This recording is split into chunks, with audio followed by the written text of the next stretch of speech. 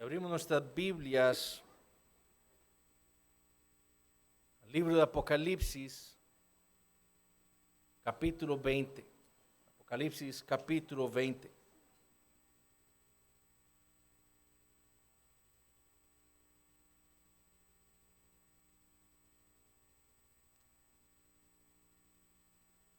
Vamos a estar leyendo los primeros 10 versículos. Apocalipsis, capítulo 20, del 1 al 10.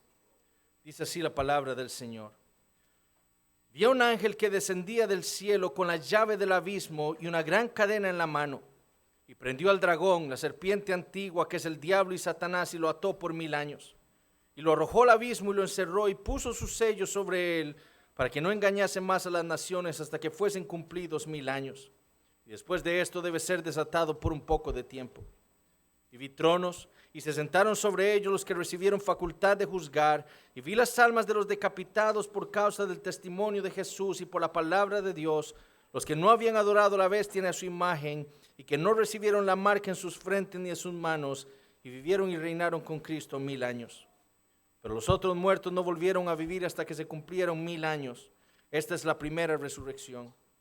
Bienaventurado y santo el que tiene parte en la primera resurrección. La segunda muerte no tiene potestad sobre estos, sino que serán sacerdotes de Dios y de Cristo y reinarán con él 1000 años. Cuando los 1000 años se cumplan, Satanás será suelto de su prisión y saldrá a engañar a las naciones que están en los 4 ángulos de la tierra, a Gog y a Magog, a fin de reunirlos para la batalla, el número de los cuales es como la arena del mar. Y subieron sobre la anchura de la tierra y rodearon el campamento de los santos y la ciudad amada, y de Dios descendió fuego del cielo y los consumió. Y el diablo que los engañaba fue lanzado en el lago de fuego y azufre, donde estaban la bestia y el falso profeta, y serán atormentados día y noche por los siglos de los siglos. Como dijimos hace 2 semanas, el libro de Apocalipsis se enfoca exclusivamente en el milenio. 1000 años que, como ya hemos repetido en múltiples ocasiones y hemos podido comprobar también, son un número simbólico. Un número que, como ya sabemos, representa el periodo de tiempo entre la primera y la segunda venida del Señor Jesucristo. Estos 1000 años, como vimos en los primeros 3 versículos del capítulo 20, iniciaron con la atadura que le hizo el Señor Jesucristo a Satanás en su primera venida. Más específicamente, con la atadura que le hizo el Señor a Satanás con su victoria en la cruz del Calvario y en su resurrección. Fue ahí cuando el hombre fuerte fue atado, con el propósito de que no pudiera mantener más en el engaño a las naciones, para que el evangelio del reino de Dios pudiera ser predicado entre la primera y la segunda venida de Cristo, y su casa, la casa del hombre fuerte de Satanás, pudiera ser saqueada cuando el Señor salvara a ese pueblo escogido por Dios en la eternidad. Y 1000 años que concluirían, como vimos también hace 2 semanas, con la segunda venida del Señor Jesucristo, al abrirse el 7º sello, al tocarse la 7ª trompeta, al derramarse la 7ª copa de la ira de Dios. Una segunda venida para vencer y destruir a todos sus enemigos en la batalla final. Por eso es que debemos tener claro que nosotros estamos viviendo en el milenio. Estos 1000 años que nos han sido descritos en el capítulo 20 corresponden a ese periodo de tiempo en el que nosotros estamos viviendo ahora. Un periodo de tiempo que se caracteriza, como dijimos, por la certeza del avance del reino de Dios en la tierra, ya que Satanás está atado. Por la persecución de los santos de parte de Satanás, porque él sabe que le queda poco tiempo antes de la venida del Cordero de Dios. Y por el reinado de los santos con Cristo, tanto los que están ahora en el cielo como los que vivimos en la tierra, ya que todos y cada uno de nosotros hemos experimentado por la gracia y la misericordia de Dios la primera resurrección. Es por eso que el llamado para todos estos creyentes en estas 7 iglesias en Asia Menor y para nosotros el día de hoy es a perseverar en la fe. Dios, como el soberano del universo, como aquel que está sentado en el trono, ha dispuesto un periodo de tiempo, 1000 años simbólicos, un periodo de tiempo que solo Él sabe, entre la primera y la segunda venida de Cristo. y lo ha establecido para que la iglesia siga creciendo en la fe, para que persista en la evangelización del mundo, para que siga manteniéndose pura, no comprometiéndose con el mundo, sino más bien viviendo como peregrinos en este mundo, luchando contra el pecado, corriendo con paciencia la carrera de la fe hasta llegar a la meta que es la vida eterna. Para eso ha dispuesto Dios estos 1000 años, este periodo de tiempo simbólico entre la primera y la segunda venida de Cristo. Por eso era tan necesario que estos hermanos supieran lo que el Señor le había hecho a Satanás. Por eso era tan necesario que ellos supieran lo que ellos eran también en el presente. Porque muchos de ellos, así como muchos de nosotros, no solo aquí en Costa Rica, sino en otros lugares del mundo, en Medio Oriente, serían muertos como Antipas por causa de su fe. O serían muertos como los 2 testigos en Apocalipsis capítulo 11, perseguidos por la bestia. Muchos de ellos también tendrían que luchar contra falsas doctrinas, contra falsos creyentes, contra la inmoralidad en sus propias iglesias, como nosotros el día de hoy. Por eso también era tan importante que estos hermanos entendieran cuál era su identidad en Cristo. Ellos eran ahora, por la gracia de Dios, por causa de su fe, un reino de sacerdotes viviendo para Dios, no para el mundo. Un reino de sacerdotes que saben y esperan el fin de esos 1000 años. No solo porque cuando llegue ese día todos nuestros enemigos serán destruidos por el Señor, sino porque sabemos que cuando llegue ese día vendrá con Él lo perfecto. Todas las bendiciones que el Señor prometió darnos serán nuestras por la eternidad. Cuando llegue aquel día, la vida eterna será nuestra junto a nuestro Salvador. Con ese mismo propósito es que se le muestra a Juan esta última visión en el capítulo 20, la visión del juicio final, los versículos 11 al 15. No fue para que ellos ahora se pudieran burlar de los incrédulos, vean lo que les va a pasar, sino para que ellos pudieran continuar perseverando en la fe, habiendo meditado una vez más en la grandeza del evangelio del Señor Jesucristo. El sermón entonces lo va a estar dividiendo en 3 puntos. Primero vamos a ver la descripción del trono. Segundo, estaremos viendo la descripción de los llamados al juicio. Y finalmente veremos la descripción de la sentencia divina. Terminaremos con algunas aplicaciones para nuestras vidas. Veamos entonces el primer punto del sermón, la descripción del trono, versículo 11. Y vi un gran trono blanco y al que estaba sentado en él, de delante del cual huyeron la tierra y el cielo, y ningún lugar se encontró para ellos. Nuevamente tenemos aquí otro y vi en el capítulo 20, lo que nos indica que esta es una nueva visión en esta serie de 4 que tenemos en el capítulo 20. En esta nueva visión, después de haber visto todo lo que sucedió entre la primera y la segunda venida de Cristo, después de haber visto todo lo que sucederá cuando el Señor regrese una segunda vez para destruir a sus enemigos, a Juan le ha mostrado el juicio final. Y para iniciar esta visión, el Señor le muestra a Juan un trono. Como podemos leer, este no es un trono cualquiera. Este no es como los tronos sobre los cuales Juan vio sentados a los mártires en el cielo. Este trono del versículo 11 es un gran trono. Y ese adjetivo gran lo que está implicando es la majestad del trono que le fue mostrado a Juan. Este es un trono tan majestuoso que, como vio Juan en la visión en Apocalipsis capítulo 4, relámpagos y truenos salieron de él. Es un trono tan majestuoso que en el mismo Apocalipsis 4 Juan vio un arco iris rodeando el trono. De delante de él ardían 7 lámparas de fuego. Es un trono tan majestuoso que delante de él había como un mar de vidrio de cristal. Y a sus lados 4 seres vivientes llenos de ojos por delante y por detrás. Es un trono tan majestuoso que, como vio el profeta Daniel en su visión del anciano de días en el capítulo 7, es una llama de fuego, dijo él, de aquel trono del anciano de días. Las ruedas de ese trono son fuego ardiente. Es un trono tan majestuoso que delante de él, dijo el profeta Daniel, corría un río de fuego. Es un trono tan majestuoso que el profeta Isaías lo describió como un trono alto y sublime en Isaías capítulo 6.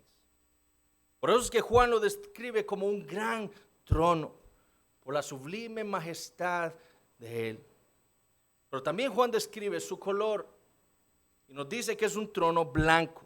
Ahora, ¿por qué blanco? Bueno, porque ese color implica, como hemos visto a todo lo largo de nuestro estudio del libro de Apocalipsis, santidad y victoria. Eso es lo que el color blanco simboliza. Por eso las ropas blancas que les serán dadas a aquellos que perseveren hasta el final en su fe. ¿Por qué? Porque no solo han sido santificados y la perfecta justicia de Cristo es de ellos, pero también ellos son los vencedores. Por eso el color blanco no solo implica santidad, sino también victoria. Por eso fue que Daniel vio al anciano de días con un vestido blanco como la nieve, el pelo de su cabeza como lana limpia, indicando que la santidad de Dios el Padre, el anciano de días. Pero por eso fue también que Juan describió al Señor Jesucristo en el capítulo 1 de Apocalipsis con su cabeza y sus cabellos blancos como blanca lana, para indicar que la perfecta santidad del Señor Jesucristo. Entonces, chicos, ese trono es blanco porque simboliza la santidad de aquel que está sentado sobre él. Y es a él a quien ve Juan inmediatamente después. A quien Juan ve sentado sobre el trono en el cielo es a Dios el Padre. Porque en el libro de Apocalipsis es él quien está sentado en el trono. Al Señor Jesucristo se le describió, por ejemplo, en el capítulo 4, estando en medio del trono. Entonces, lo más probable, como hemos visto en el libro de Apocalipsis, es que a quien vio Juan sentado simbólicamente sobre el trono fue a Dios el Padre. Sin embargo, esto no implica una cristología inferior. Es decir, esto no está implicando que lo que la iglesia ha creído a lo largo de la historia acerca de la divinidad del Señor Jesucristo esté siendo atacada aquí ahora por Juan. Jamás. El mismo apóstol Juan escribió en su evangelio lo que el Señor dijo acerca de sí mismo. Con el pastor Eric nosotros escuchamos hace una semana las siguientes palabras del Señor en Juan capítulo 5. Porque el Padre a nadie juzga, sino que todo el juicio dio al Hijo. ¿Quién va a juzgar a todos los hombres? El Hijo de Dios, Jesucristo. Es Él quien se sentará sobre su trono para juzgar. Además, a todo lo largo del libro de Apocalipsis hemos visto a todas las criaturas del cielo postrándose para adorar al que está sentado en el trono y al Cordero. Vemos en el capítulo 19, por ejemplo, a Juan inclinándose para adorar a un ángel y recibiendo un regaño por tal cosa.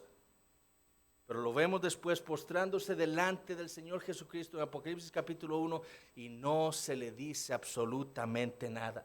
¿Por qué? Porque la adoración es la respuesta requerida de todas las criaturas hacia el Señor Jesucristo. ¿Por qué? Porque Él es Dios. Entonces, no es que sea solamente Dios el Padre enjuiciando a los hombres. No es que sea solo Dios el Padre sentado en el trono juzgando al universo, sino que lo que se nos está dando a entender aquí, dada la cristología del libro de Apocalipsis, es que es Dios el Padre en Cristo Jesús quien juzga a las naciones. Como dijo Phillips, mientras que Apocalipsis 20:11 pareciera enfocarse en Dios el Padre, es claro que Jesús, el Hijo de Dios, es el agente a quien se le otorga el juicio. Razón por la cual Él está sentado a la diestra del Santo Dios. Ahora, notemos además lo que describe el apóstol. Él dice, y vi al que estaba sentado en el trono, de delante del cual huyeron la tierra y el cielo, y ningún lugar se encontró para ellos. ¿Qué significa esto?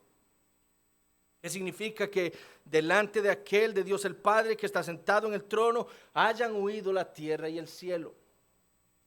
Bueno, por un lado, esa frase nos muestra la grandeza y la majestad de aquel que está sentado sobre el trono.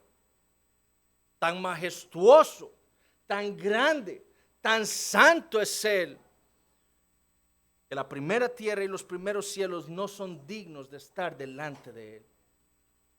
La primera tierra y los primeros cielos en su corrupción por causa del pecado del hombre no son dignos de estar delante de la presencia de aquel que es 3 veces santo. Esto fue, por ejemplo, lo que experimentó el apóstol Pedro cuando presenció la majestad y la santidad del Señor Jesucristo en el mar después de aquella pesca milagrosa. Y no le quedó otra cosa más que decir: apártate de mí, Señor, porque soy hombre pecador. Fue lo mismo que le sucedió al profeta Isaías. Después de haber presenciado aquella increíble visión del Señor sentado en su trono, y no le quedó otra cosa más que decir: ay de mí que soy muerto, porque siendo hombre inmundo de labios y habitando en medio de pueblo que tiene labios inmundos, han visto mis ojos al Rey, Jehová de los ejércitos. Entonces, por un lado, esa frase nos está dando a entender la grandeza y la majestad del Señor. Nada que sea corrompido puede estar delante de la presencia del Dios 3 veces santo.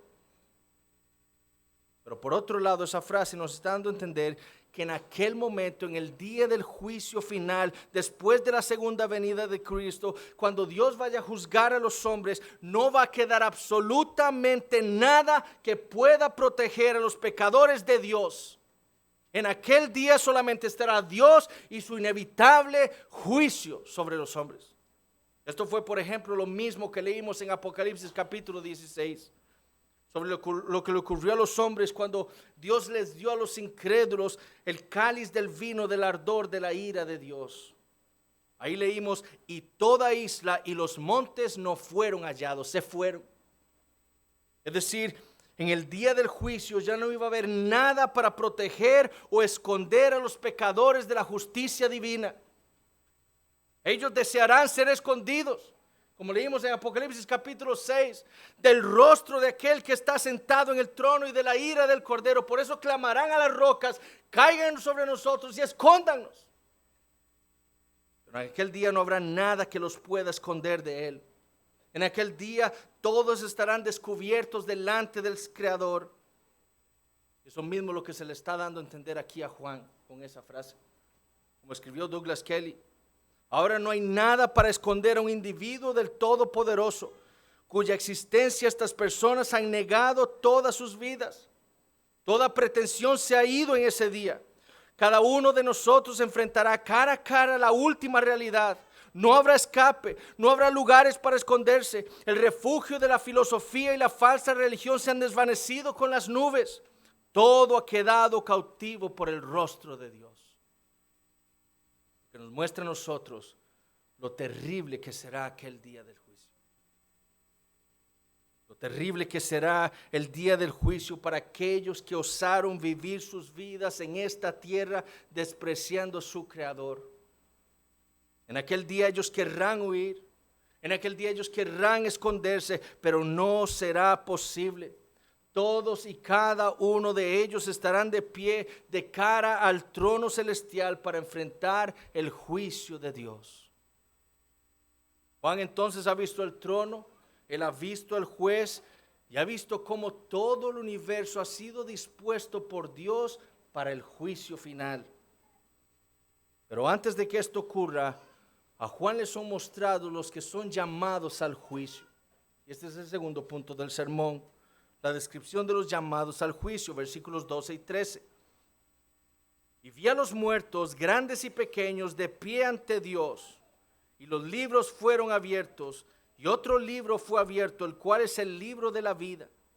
Y fueron juzgados los muertos por las cosas que estaban escritas en los libros según sus obras.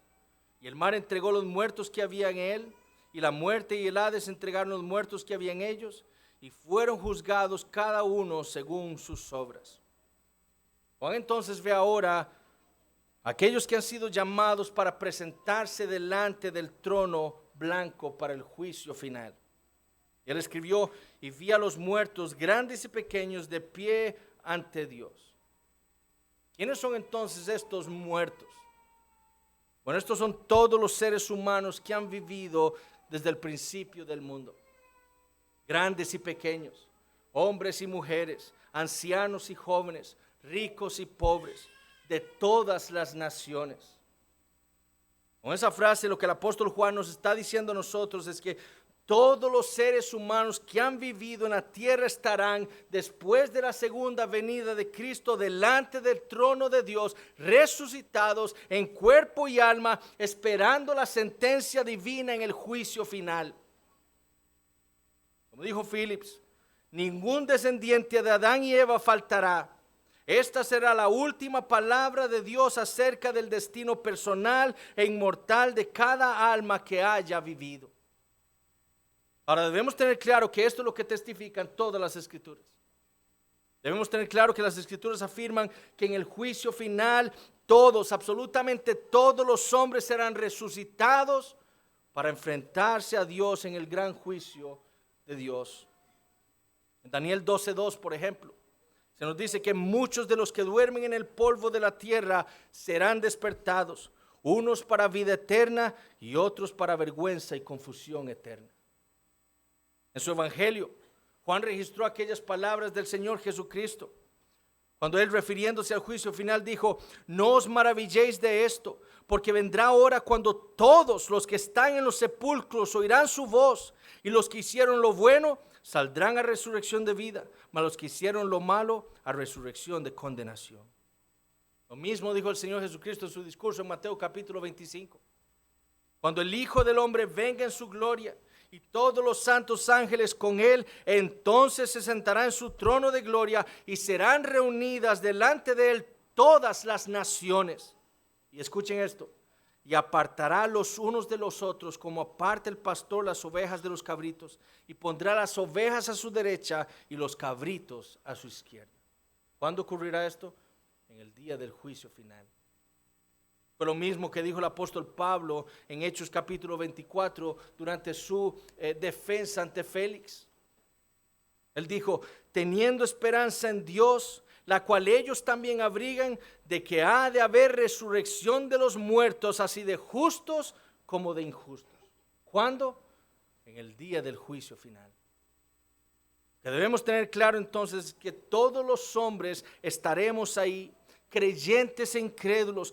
Todos seremos resucitados en aquel día después de la segunda venida de Cristo, y en cuerpo y alma estaremos delante del trono de Dios esperando la ejecución de la justicia divina. Ovejas y cabras, unos para vida eterna, otros para vergüenza y confusión perpetua, unos para resurrección de vida y otros para resurrección de condenación. Pero todos los hombres que han existido serán resucitados y estarán presentes en aquel día delante del trono de Dios. Como le dijo Pablo a la iglesia en Corinto, cuando los estaba amonestando por haber permitido que aquel hombre inmoral permaneciese en medio de ellos. En 1 Corintios 5:13 les dijo: porque a los que están fuera, ¿qué pasará? Dios juzgará. A los incrédulos, Dios los va a juzgar también.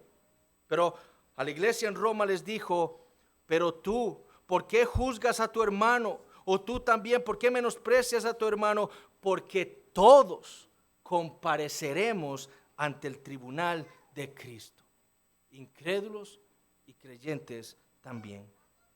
Entonces, niños, estos muertos grandes y pequeños no son solo los incrédulos, son todos los hombres que han existido desde el principio hasta la segunda venida de Cristo. Todos los hombres se pararán delante del trono de Dios en el día del juicio final. Todos estos entonces son los llamados al juicio del gran trono blanco. Por eso se nos dice al inicio del versículo 13 que hasta el mar entregó los muertos que habían en él, y la muerte y el Hades entregaron los muertos que había en ellos. Porque no faltará ni uno solo. Todos los hombres, como dijimos, estarán presentes en aquel día del juicio de Dios. Ahora notemos la disposición de estos llamados. ¿Cómo vio Juan a todas estas personas? Bueno, dice, ellos estaban de pie. ¿Por qué de pie? Bueno, porque esa es la disposición de alguien que está en presencia de un juez, de una autoridad. Y eso es precisamente lo que se nos quiere enfatizar aquí con esa descripción. Lo que está sucediendo aquí al final del capítulo 20 no es otra cosa más que el juicio divino de todos los hombres. Lo que se nos está describiendo aquí es la escena de los hombres delante del juez del universo, Dios el creador de todas las cosas, razón por la cual todos los que han sido llamados estarán de pie delante del creador. delante de aquel que se ha dispuesto a juzgar.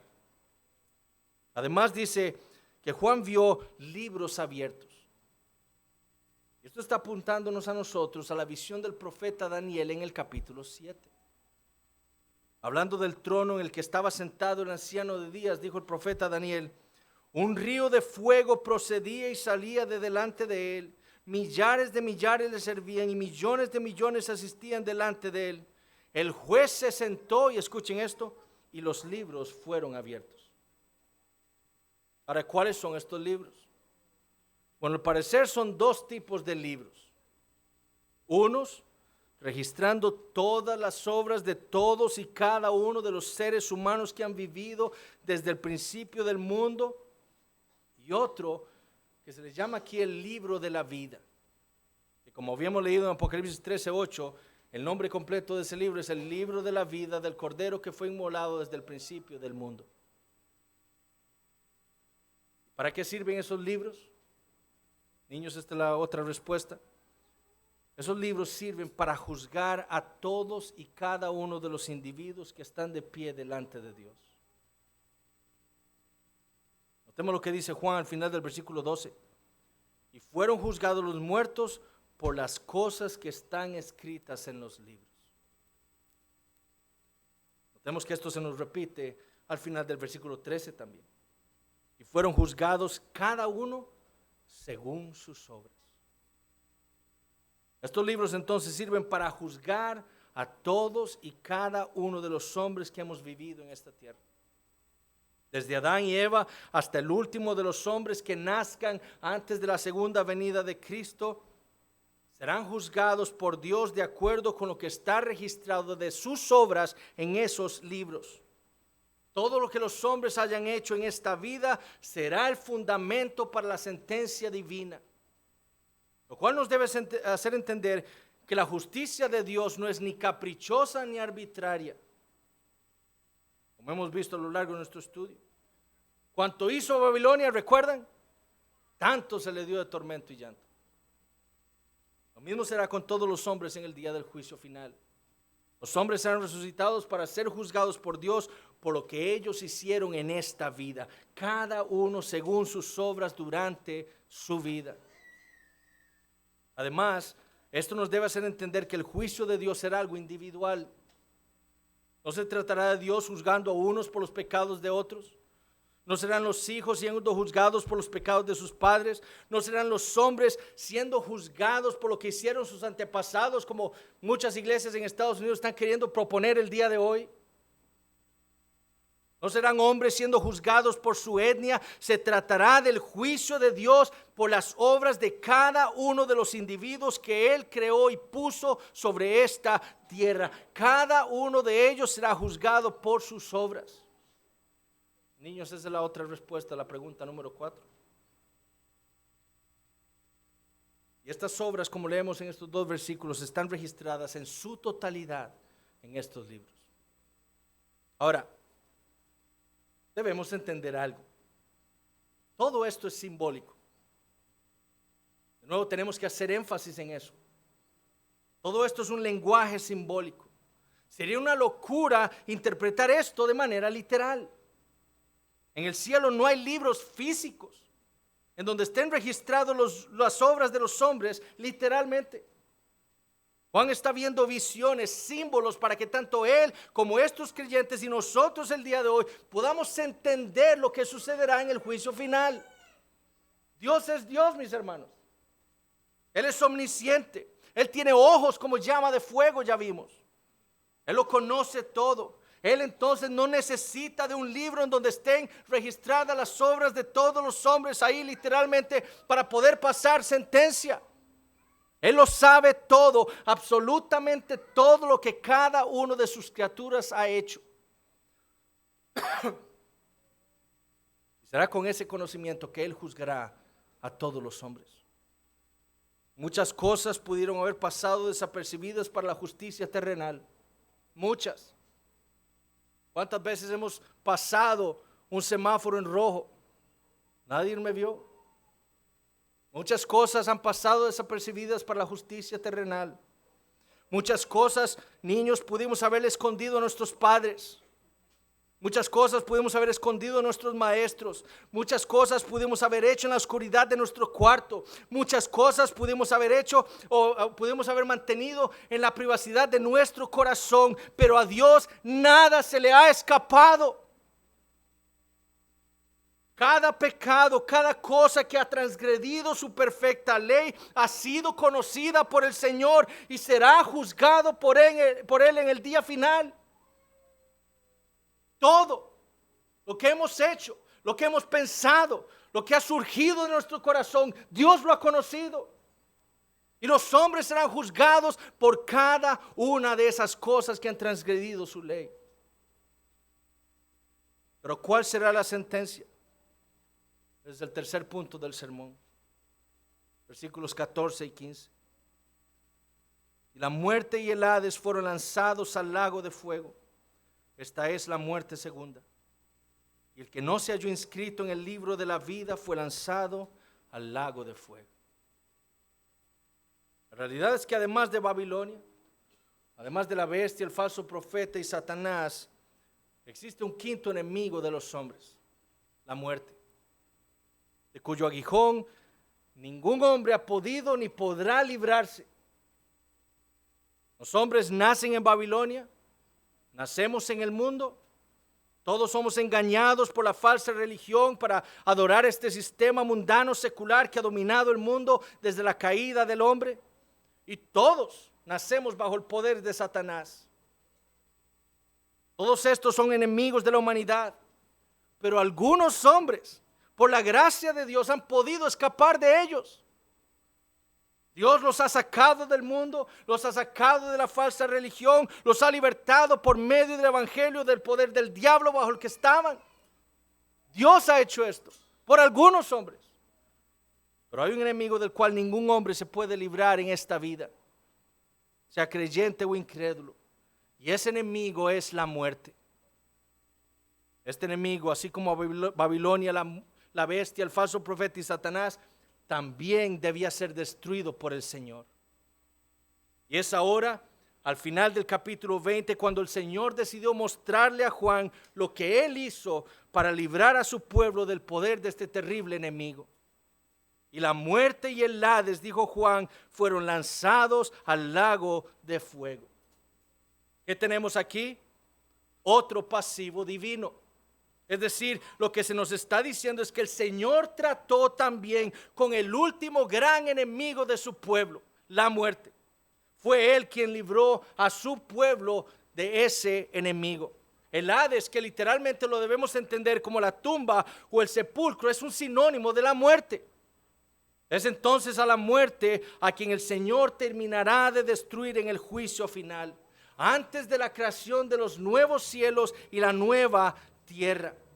¿Y qué hizo con ella? La lanzó al lago de fuego. Es decir, la destruyó. Dios entonces en aquel día ha preparado el camino para los nuevos cielos y la nueva tierra. No más muerte en la nueva creación. El juicio final también, niños, entonces traerá la destrucción de la muerte. El último gran enemigo. Como le dijo Pablo a la iglesia en Corinto, en 1 Corintios capítulo 15. Porque así como en Adán todos mueren, también en Cristo todos serán vivificados. Pero cada uno en su debido orden. Cristo las primicias, luego los que son de Cristo en su venida, luego el fin, cuando entregue el reino al Dios y Padre, cuando haya suprimido todo dominio, toda autoridad y potencia, cuando en su segunda venida.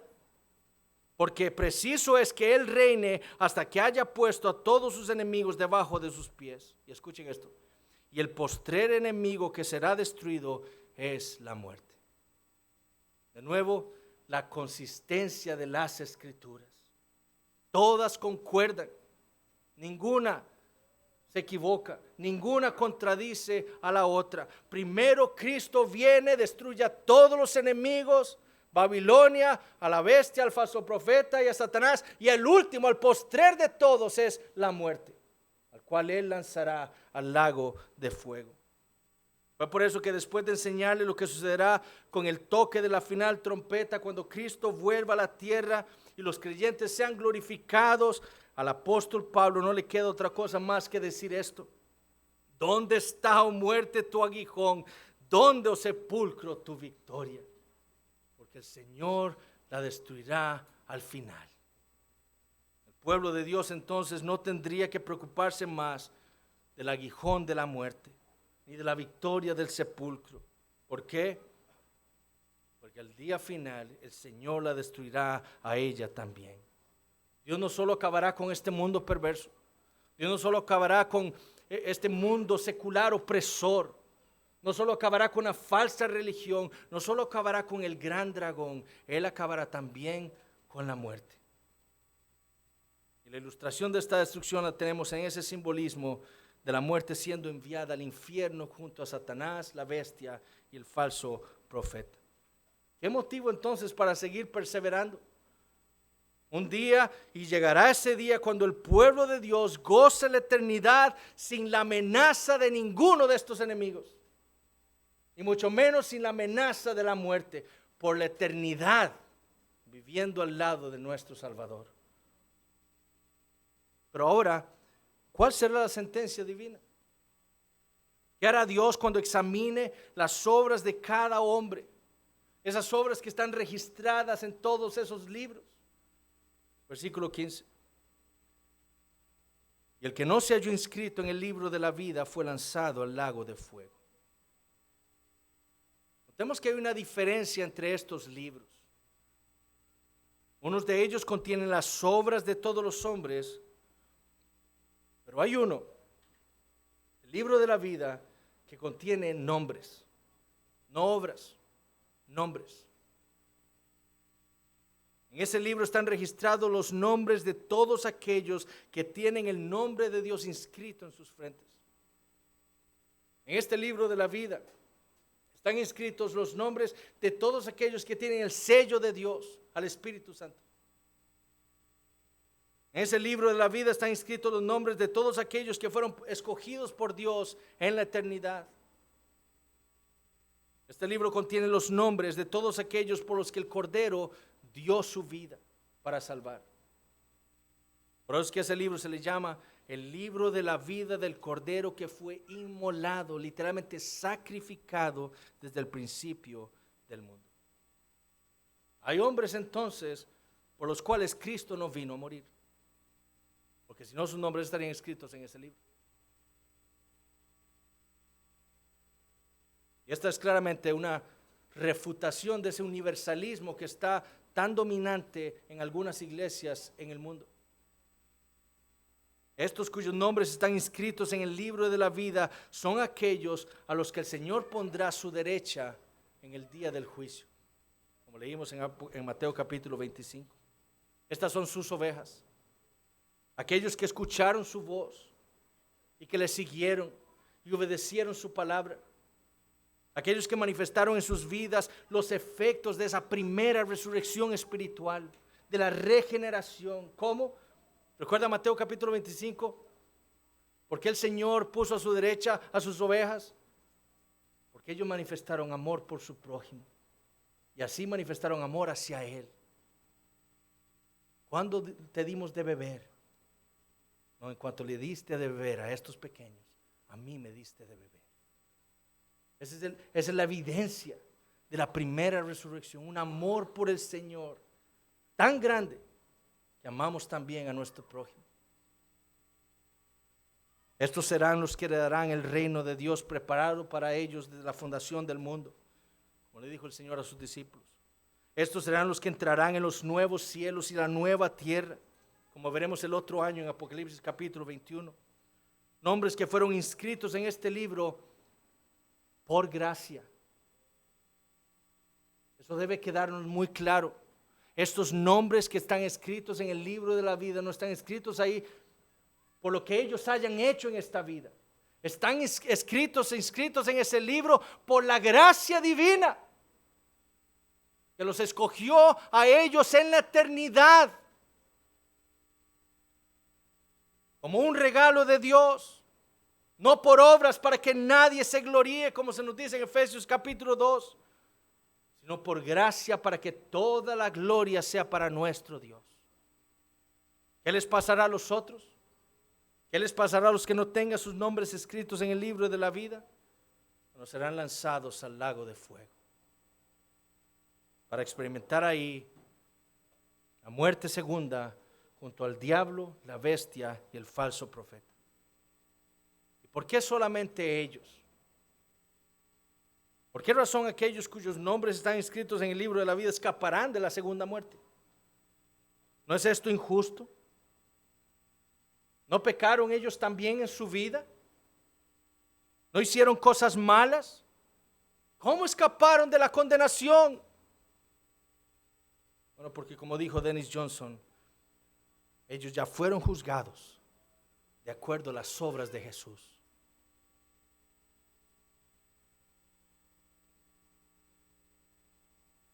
Aquellos cuyos nombres estén inscritos en el libro de la vida del Cordero fueron juzgados en Jesús. Todos sus pecados recibieron el castigo de Dios, la ira de Dios, no en ellos, sino en Cristo Jesús. La vida perfecta que Dios requería de cada uno de ellos les fue dada ahora a ellos por su fe en Jesucristo. Por eso escaparon ellos la condenación, por gracia. Si no hubiera sido por la gracia de Dios, todos y cada uno de ellos estarían camino al infierno y serían juzgados por Dios y lanzados al lago de fuego como todos los demás. Pero por la gracia del Señor, Él decidió salvar a su pueblo, salvarnos a nosotros los creyentes en Cristo Jesús.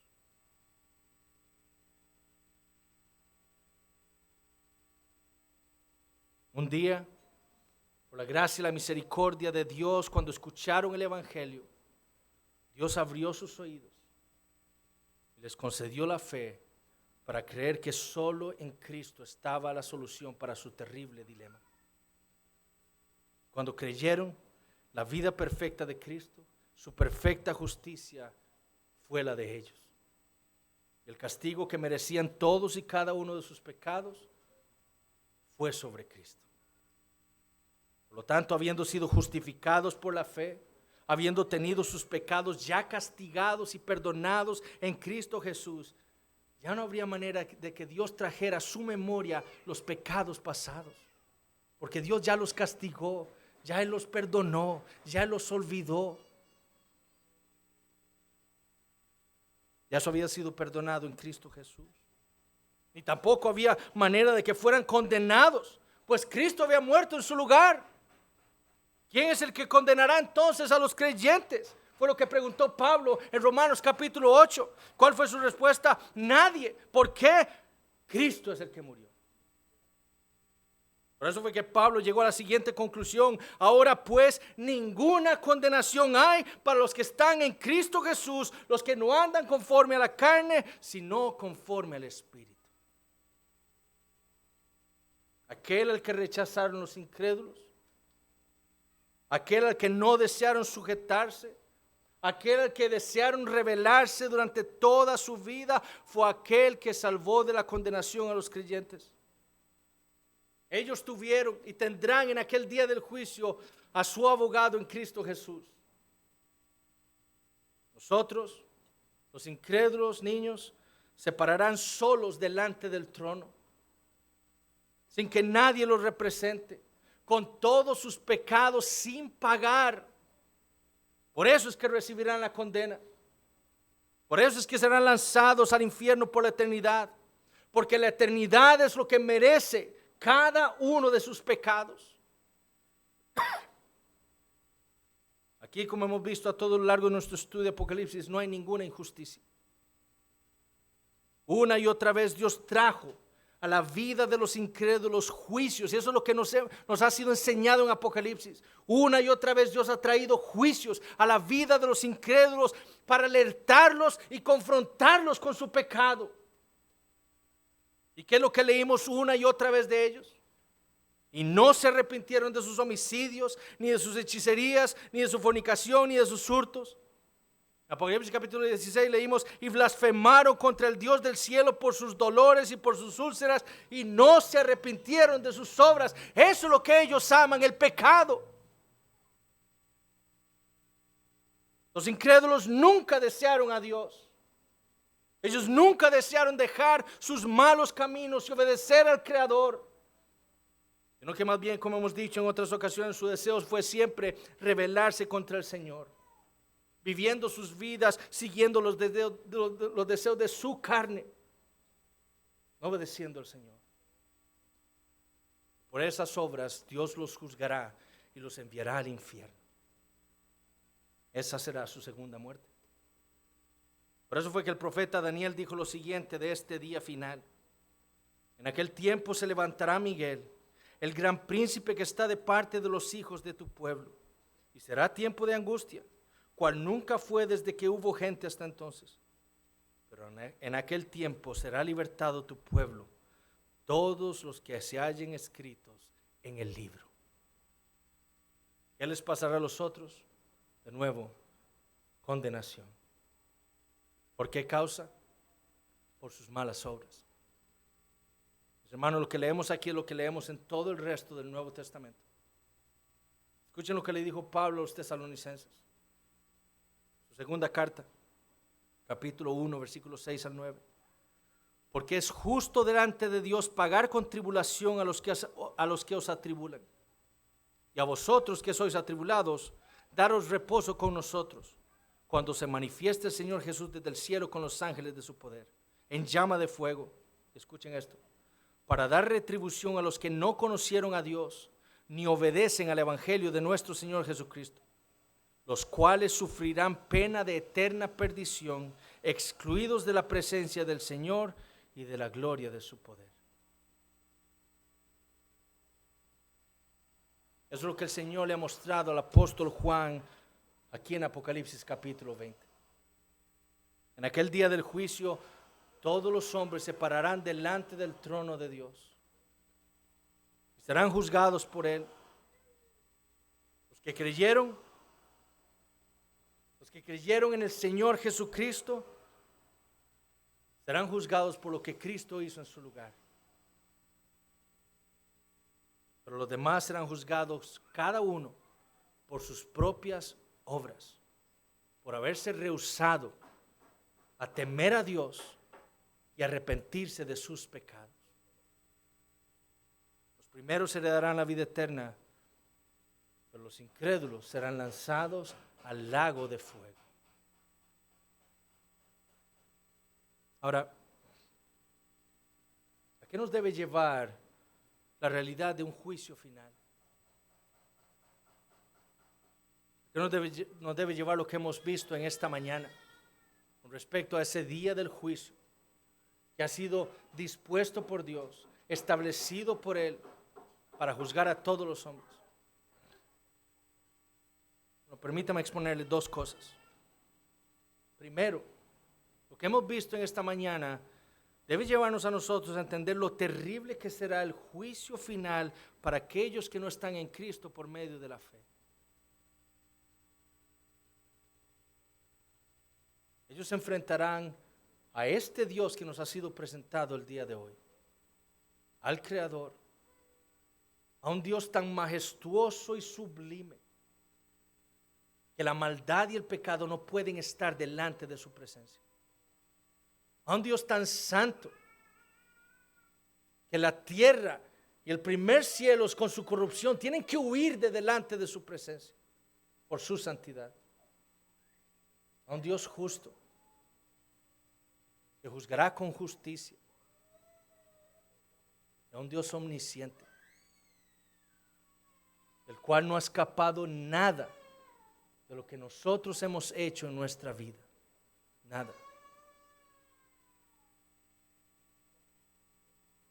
Enfrentarnos a Él como pecadores, como rebeldes, sin un abogado, porque hemos rechazado a aquel al que Dios nos ha presentado a nosotros como nuestro Salvador, como la posibilidad para reconciliarnos con Él. Los incrédulos lo han rechazado. y enfrentarán a ese Dios como pecadores no reconciliados. Por eso es que el libro de Hebreos dice, horrenda cosa es caer en las manos del Dios vivo. Así de terrible será el día del juicio final. En aquel día ya no hay más oportunidades para arrepentirse. Dios no tendrá a todos los incrédulos ahí y les dirá, bueno, ahora si usted quiere arrepentirse de su maldad. No, en aquel día ya no hay más oportunidad para arrepentirse. Ese sería el día en que cada uno de nosotros, cada uno de los incrédulos que rechazaron a Cristo en esta vida, esperarán la sentencia divina.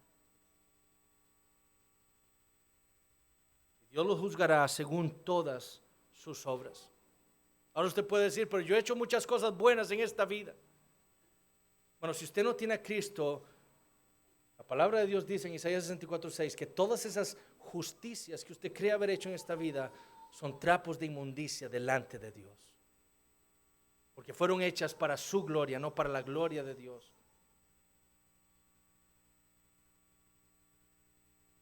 Que yo he hecho buenas obras en esta vida. Bueno, Pablo dice, citando el Salmo, no hay bueno ni aun uno, no hay justo, no hay quien entienda. Es por eso que Santiago 2:10 dice que por solo un pecado transgredimos toda la ley. ¿Cuántos pecados ha cometido usted en su vida? ¿Cuáles son entonces sus obras delante de Dios? ¿Qué puede ofrecerle usted a Dios, a este Dios majestuoso y grande, para decirle, Dios, he hecho esto, merezco la vida eterna? La respuesta divina es absolutamente nada. Nada de lo que usted ha hecho en esta vida vale para nada. Todos le debemos a Dios. Por eso es que todos los hombres sin Cristo merecen el infierno. Todos los que vivieron en esta vida practicando el pecado serán condenados por blasfemar contra el Creador. Pero también deben temer los que están jugando el cristianismo. Es por eso que es tan importante, y el libro de Apocalipsis nos ha estado llamando a nosotros a estarnos examinando si estamos verdaderamente en la fe. Porque si hay algo que el libro de Apocalipsis nos está llamando es a examinarnos. ¿Por qué? Por la gravedad de este juicio final que enfrentarán todos los hombres. Y si usted está jugando al cristianismo, si usted está jugando a ser cristiano sin serlo, entonces llevará una gran sorpresa en aquel día. El Señor le dijo en el Sermón del Monte a sus discípulos, en aquel día muchos llegarán a mí y me dirán, Señor, Señor, no hice yo esto, no hice yo aquello, no profeticé yo, no echamos fuera demonios. Jugando a cristianos, comportándose como cristianos externamente sin serlo en lo interior. ¿Qué les dijo el Señor? Apartaos de mí, hacedores de maldad. Es muy peligroso estar jugando al cristianismo. La fe verdadera es la fe que persevera hasta el final. Si usted se examina ahora y usted no está perseverando en la fe, si usted nada más está queriendo aparentar ser cristiano, pero ya no hay amor por Cristo en su corazón, tenga mucho cuidado. Puede ser el Señor llamándolo a usted al verdadero arrepentimiento y a la verdadera fe en Cristo Jesús. Hoy, no juguemos al cristianismo. Es por eso que debemos entender que la solución para todos los hombres está únicamente en Cristo Jesús. Si usted no tiene a Cristo como su Salvador, usted se parará delante del trono de Dios en aquel día, usted solo, y será condenado. Pero en Cristo Jesús está la esperanza de todo pecador. Solo en Él. Y segundo, lo que hemos visto el día de hoy nos debe llevar a nosotros los creyentes a entender que en lo que nosotros debemos ocuparnos en esta vida es a perseverar en la fe. Ese es nuestro trabajo, perseverar en la fe. Dios nos ha registrado esta visión aquí en Apocalipsis capítulo 20 para que perseveremos. Todo el libro de Apocalipsis nos ha sido dado a nosotros los creyentes para ayudarnos a perseverar en la fe. ¿Cómo? Mostrándonos la victoria del Señor y mostrándonos la victoria que Él ha logrado sobre todos nuestros enemigos en nuestro favor, para darnos a nosotros todas las bendiciones espirituales en Cristo Jesús. ¿Para qué? Para que perseveremos. Hermanos, ¿qué debe producir en nosotros saber lo que Dios hizo por nosotros en Cristo Jesús, sino más que perseverar? Hoy nos ha sido revelado que nosotros, los creyentes, escaparemos de la condenación por lo que Dios hizo por nosotros en Cristo Jesús. Dios envió a su Hijo Santo. Él se despojó de su gloria, se hizo hombre, vivió una vida perfecta que ninguno de nosotros había vivido, ni podía vivir. Y fue a la cruz del Calvario y experimentó sobre su carne toda la ira de Dios por nuestros pecados en nuestro lugar para salvarnos. Para salvarnos de esa condenación. Para que en aquel día nosotros pudiéramos estar a la derecha de Cristo. Y no experimentar la condenación eterna, la segunda muerte. Si esa verdad, si la verdad de la gloria del Evangelio no nos lleva a nosotros a continuar perseverando en la fe, como escuchábamos hoy en la mañana, todos los días temiendo al Señor, perseverando en el temor al Señor, entonces quizás no seamos cristianos. Si en esta vida experimentaremos tribulaciones, como dice el apóstol Pedro en 1 Pedro capítulo 4, pero eso ha venido de parte de Dios a nuestras vidas, porque como dice Pedro, es necesario que el juicio de Dios inicie por la casa de Dios. ¿Pero para qué? No para nuestro mal, sino para que la tribulación produzca paciencia. La paciencia pruebe nuestra fe. La prueba de nuestra fe nos dé ¿qué? Esperanza. ¿Para qué? Para seguir perseverando, para llegar a la meta, esperando el día en que nosotros seamos reunidos con nuestro Salvador y vivamos con Él en nuevos cielos y nueva tierra por la eternidad. Hermanos, que este año 2020 sea para todos nosotros, los que profesamos la fe de Cristo Jesús, un año de perseverancia, un año de progreso en nuestra fe, en orar, en nuestras disciplinas espirituales, en nuestra comunión los unos con los otros, en nuestra adoración a Dios cada día de reposo.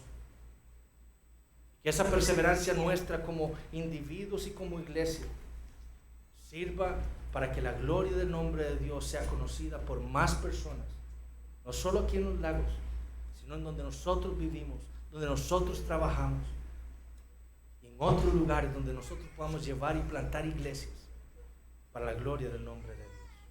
Oremos. Padre, te damos gracias por tu palabra. Te damos gracias, Señor, por este capítulo 20 que hemos leído en esta mañana.